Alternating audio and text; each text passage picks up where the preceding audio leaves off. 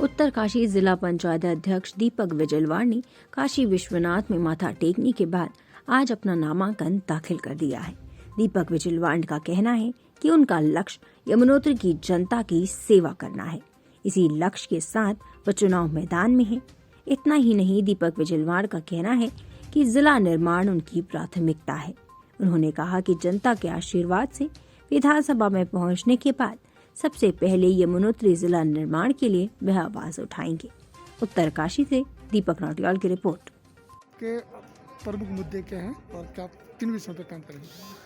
मैं महिलाओं के मान सम्मान के लिए कार्य करूंगी। जिस प्रकार से बहन मायावती की सोच थी हमारे लोगों के प्रति, हम महिलाओं के प्रति और इस मिशन के प्रति, हम इस मिशन को आगे बढ़ाने के लिए कार्य करूंगी।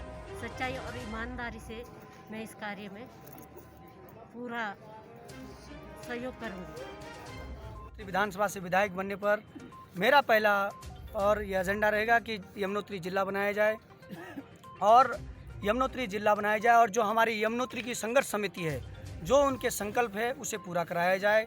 और देखिए, चुनाव के टाइम पे लोग अनर्गल बातें करेंगे, क्षेत्रवाद, जातिवाद, कब करेंगे? अभी नहीं करेंगे तो कब करेंगे?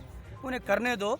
मेरा मकसद है यमुनोत्री की भावनाओं के साथ कभी भी कोई कुठाराघात ना हो।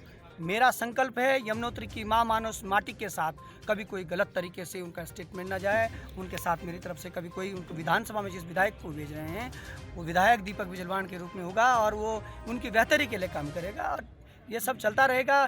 कुछ ना कुछ तो कहेंगे लोगों। अब आप खुद देखिए, विरोधी अगर वो भी नहीं कहेगा तो क्या कहेगा? क्योंकि ये तो कह नहीं सकते कि दीपक ने पंचायती नेता बनकर पंचायती काम किए, अब दीपक विधानसभा का नेता बनकर विधानसभा के काम करेगा। ये सब मेरी जनता को पता है और मैं कह रहा हूँ ना, 10 मार्च को जब रिजल्ट आएगा तो सब पता चल जाएगा। आज आपने नामांकन कराया, आज नामांकन कराया, चुनाव में जा रहे हो आप, क्या कुछ कहना है? सबसे पहले आप सबको मेरा नमस्कार। और काशी विश्वनाथ की इस नगरी में मैं बाबा काशी विश्वनाथ से ही प्रार्थना करता हूँ कि सब इस कोविड काल में सब सुरक्षित रहें, स्वस्थ रहें। और जिस बिंदु पर हम लोग यहाँ पर आए हैं, उत्तराखंड में आज विधानसभा चुनाव जो कि 14 फरवरी को होने हैं, उसमें मुझे कांग्रेस पार्टी का प्रत्याशी के तौर पर यमुनोत्री विधानसभा से आज मैंने नामांकन पर्चा दाखिल किया है। और आम जनमानस की सहभागिता के साथ, आशीर्वाद के साथ आज हमने ये सफल रूप से अपना नामांकन दाखिल किया है। क्या मुद्दे रहेंगे? आगे मुद्दों में लेकर आप चुनाव लड़ेंगे? मुद्दा एक ही है कि गरीब को कैसे मजबूत किया जाए आर्थिक तौर पर, उनके बच्चों को शैक्षिक तौर पर, और जो समाज में अंतिम पंक्ति में बैठा व्यक्ति है उसकी बात को किस तरह से हम मजबूती से पटल पर रख सकें।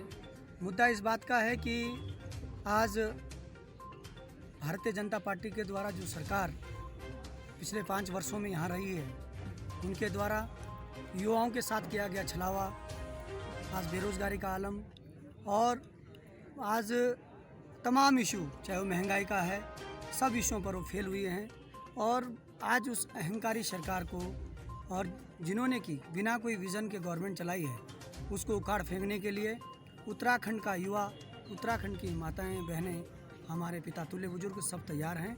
और इसी उद्देश्य के साथ कि हम लोग किस तरह से अपनी आने वाली कांग्रेस सरकार में हम किस तरह से अपने जनपद की, अपने यमुनोत्री विधानसभा की, अपने राज्य की किस तरह से हम बेहतरी कर सकते हैं, उस विज़न के साथ युवाओं के लिए, महिलाओं के लिए, अपने बुजुर्गों के लिए, उन सब के लिए किस तरह से हम इस सुंदर उत्तराखंड, समृद्ध उत्तराखंड बनाएं और अपनी यमुनोत्री विधानसभा को किस तरह से हम आगे बढ़ाएं, उस विज़न के साथ हम लोग आगे बढ़ रहे हैं। और यही मेरे उद्देश्य हैं कि मैं यमुनोत्री विधानसभा के अंतिम पंक्ति पर बैठे व्यक्ति की बात को रख सकूं और उसके उद्देश्यों को पूरा कर सकूं। सरकार ने जो 7 जनवरी को जो आदेश निकाला था बर्खास्ती को लेकर, हाईकोर्ट ने बड़ा फैसला दिया कल, इस पर क्या संदेश देंगे आप उत्तरकाशी में, जिस प्रकार से दुष्प्रचार किया जा रहा है?